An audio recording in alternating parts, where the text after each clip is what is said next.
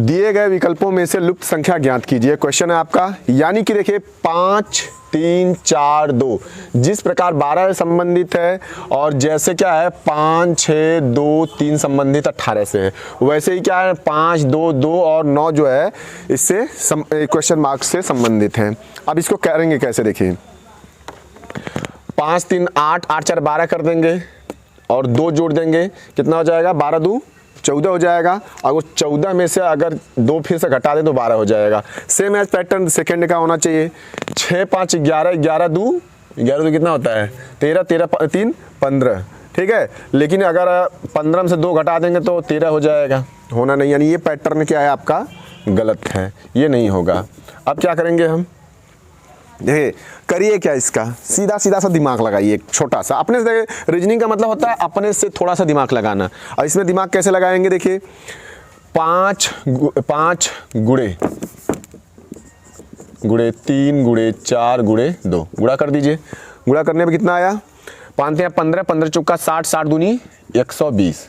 अब देखिए अपने से रैंडम एक संख्या लीजिए, उससे काट दिए। हम यहाँ पर 10 लिए, इसको काट दिए, कितना आ जाएगा 12, जो कि यहाँ पर 12 है। अब यही पैटर्न इस पर भी लागू होना चाहिए। अगर ये पैटर्न लागू होता है तो पैटर्न से ही नहीं होता, फिर से दूसरा तरीका लगाएंगे। क्या करेंगे 5 गुणे 6 गुणे 2 गुणे 3 कितना हो जाएगा, देखिए 6 25 30 दूनी 60 3 180 और 10 से भाग दे दीजिए, काट दिए, कितना आ जाएगा 18 आ गया। आ गया कि नहीं आ गया, ठीक है। अब क्या होगा, ऐसे ही जस्ट इसमें भी करेंगे हम। दिख रहा है 9 गुणे 5 गुणे 2 गुणे 2 9 बचे 45 45 दूना 90 90 दूना 180 और इसमें फिर से 10 से भाग दे देंगे, कितना आ जाएगा 18, ठीक है। अब ये देखेंगे कि हमारे ऑप्शन में 18 कहीं पर है, तो देख रहे हैं यहाँ पर जो बी ऑप्शन यहाँ पर क्या है 18 है, ठीक है। तो हमारा आंसर जो है 18 हो जाएगा, ठीक है ना। तो देखिए ऐसे क्वेश्चन जब भी आए तो आपको क्या करना है, इनका जो संबंध है 12 से जो बीच में होगा उसका संबंध निकालना होगा। जो पैटर्न यहाँ पर लगाएंगे वही पैटर्न दूसरे वाले पर लागू होना चाहिए, फिर तीसरे वाले पर वही पैटर्न लागू होगा। और लागू होने के बाद जब चारों में से जो ऑप्शन मैच कर जाएगा वही ऑप्शन जो है सही हो जाएगा, ठीक है। नीचे दी गई प्रश्न का सही वेन आरेख बताएं, ठीक है। सही वेन आरेख बताना है। देखिए हमारे पास कौन कौन से ऑप्शन है, एक पक्षी हो गया, तोता हो गया, चमगादड़ हो गया, ठीक है। देखिए पक्षी जो होता है, तोता जो होता है एक पक्षी होता है। तोता क्या होता है, एक पक्षी होता है, लेकिन चमगादड़ पक्षी नहीं होता है। चमगादड़ क्या होता है, ये स्तनधारी होता है, क्योंकि ये स्तनधारी में माना जाता है, स्तनधारी, ठीक है। चमगादड़ क्या होता है, स्तनधारी माना जाता है, क्योंकि ये अपने बच्चों को दूध पिलाता है, ठीक है। तो देखिए क्या आप हमारा बनेगा कैसे, पक्षी हो जाएगा, ये पक्षी हो गया आपका। तोता इसके अंतर्गत आएगा क्योंकि तोता भी एक पक्षी है, लेकिन चमगादड़ जो है पक्षी के अंतर्गत नहीं आएगा, ठीक है। चमगादड़ जो होगा बाहर आएगा। ये देखिए ऐसी जो चित्र है, संरचना है, किसमें बना है, ऑप्शन नंबर सी में बना है, ठीक है। तो देख लीजिए ऑप्शन नंबर सी आपका सही हो जाएगा। एक बार फिर से देख लीजिए। अब देखेंगे जो वेन आरेख बनाना है हमको, उसको देखना है कि इन तीनों में क्या कोई संबंध है नहीं है, ये सब देखना होता है। तो हम देखेंगे यहाँ पर पक्षी, तोता जो है पक्षी के अंतर्गत आता है और चमगादड़ जो होता है स्तनधारी के अंतर्गत आता है, ठीक है। तो सबसे पहले क्या हो जाएगा, पक्षी हो जाएगा, उसके अंदर तोता हो जाएगा, फिर क्या हो जाएगा चमगादड़। चमगादड़ जो है सबसे बाहर और ऑप्शन जो है आपका सी सही हो जाएगा, ठीक है।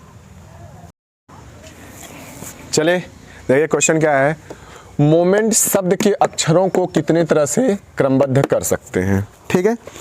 देखिए अब इसमें करना कैसे होता है, जब भी इसको मतलब इसका मतलब क्या हुआ कि इन अक्षरों को आगे पीछे करके कितने नए शब्द बनाए जा सकते हैं, ठीक है। जैसे यहाँ पर यम है तो ओ आगे आ सकता है, यम यहाँ पे आ सकता है, ई आगे आ सकता है, यम यहाँ आ सकता है, यन आगे आ सकता है, यम यहाँ पे आ सकता है। मतलब इन सभी अक्षरों को आगे पीछे करके हम कितने नए अक्षर बना सकते हैं, कितने नए शब्द बना सकते हैं, ये बताना है, ठीक है।